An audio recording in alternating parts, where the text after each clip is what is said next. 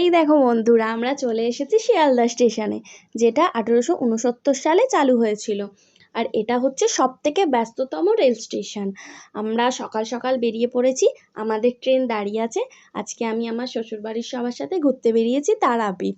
বেশ মনে আনন্দ হচ্ছিল। আর মেনলি সব থেকে আকর্ষণীয় ছিল আমাদের সাথে ছিল ঠাম্মা আর দিদা। মেনলি ঠাম্মার জন্যই তারাপীঠ যাওয়া, কারণ ঠাম্মা অনেক দিন ধরেই বায়না করছে। জানো বন্ধুরা, ঠাম্মার বয়স অনেক হয়ে গেছে, কিন্তু এখনো ঠাম্মা খুব সুন্দর স্ট্রংলি হাঁটে। তো কৌশিক বলল যে ঠাম্মা বয়স হয়েছে, এতদিন ধরে যাবে যাবে করছে, ওর জন্য তাড়াহুড়ো করেই বেরিয়ে পড়া ঠাম্মাকে নিয়ে।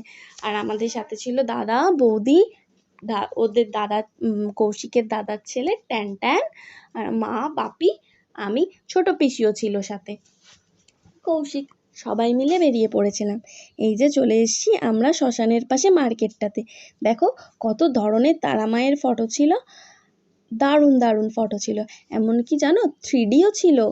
আর এইখানে দাদাটাকে আমরা দাম দর করছিলাম। আর এইখানেও দেখো অনেক ধরনের মূর্তি। জানো বন্ধুরা, মে মাসের 20 তারিখ আমার মাসিরা, মা আর ছোট মাসি বোন এসেছিল। ওরা বড় বড় তারা মায়ের মূর্তি ঘরে নিয়ে গেছিল। তো আমি তোমাদেরকে আমাদের বাড়ি দেখাবো। আর এই দেখো এখানে কত ধরনের পুঁথির হার, কত কালারফুল, কত সুন্দর সুন্দর। আর জানো এখানে রুদ্রাক্ষর মালাও ছিল। আর এখানে দেখো এই নীল, সবুজ, হলুদ, লাল কত ধরনের। আর এই যে নিচে শাখাগুলোও ছিল, এখানে অনেক রকম বালা, তারপরে আংটি, রুদ্রাক্ষের অনেক ধরনের জিনিস। আর ট্যান ট্যান তো সবই কিনবে বায়না করছে, যেহেতু ও ছোট পুচকে। আর জানো বন্ধুরা, এখানের দোকানগুলোতে এই দেখো কঙ্কালের হাড়গুলো। আর জানো এখানকার দোকানগুলোতে এতটাই ভিড় হয়, এতই জনসমাগম এখানে, ওর জন্য এইটুকুটুকু দোকানগুলোতেও সিসিটিভি লাগানো থাকে। এই দেখো আমরা চলে এসেছি পিতলের দোকানে। রং কি সুন্দর লাগছে না, কত কালারফুল লাগছে। দেখো পিতলের দোকানটা পুরো যেন সোনার দোকান। আর পিছনে তারা মায়ের মূর্তিগুলো দেখো, পুরো মনে হচ্ছে যেন জলজান্ত। আমি তো অবাক হয়ে দেখছিলাম মূর্তিগুলোকেই। আর দেখো এখানে গোপুর জামা কত ধরনের। আর জানো আমাদের যেহেতু ঠাম্মা এসেছিল, মা এসেছিল, ওর জন্য আমাদের সাথে বড় পিসিও এসেছিল, সেটা আমি বলতে ভুলে গেছিলাম।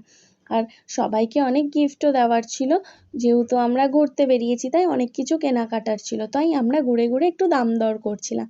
আর এই দেখো গোপু রাজা বসে আছে, একের পর এক, একটু করে বড় বড়। আর এইখানে দেখো, এই দেখো আরেকটা গোপলো। আর দেখো কত ধরনের জিনিস, গিফট দেওয়ার জন্য তো খুবই সুন্দর।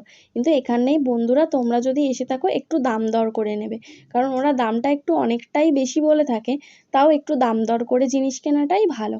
আর এখানে তারা মায়ের পাদুকা, আর এই দেখো তারা মায়ের পাদুকা রয়েছে, নানা ধরনের জিনিস রয়েছে এখানে, মহাদেব, কচ্ছপ, এই দেখো ছোট ছোট গিফট দেওয়ার জন্য পাদুকা, সব কিছুই ছিল এইখানে।